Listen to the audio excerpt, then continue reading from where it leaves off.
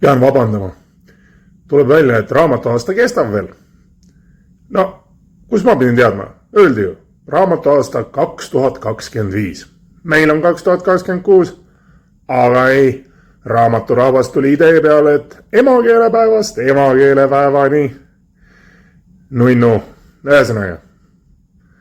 Raamatuaastat on veel circa 3 nädalat äkki või?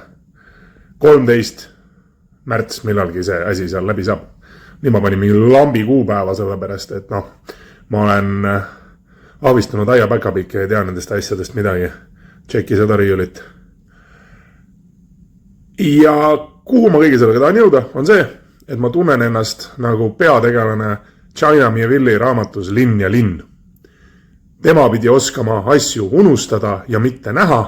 Mina pean siin oskama asju meeles pidada ja näha, mida ma olen ära unustanud. Üldiselt see Linn ja linn on väga äge raamat.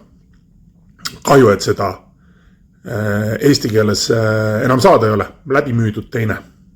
Aga tänapäeval väga popp teema. Kui kunagi kätte satub, soovin uurida.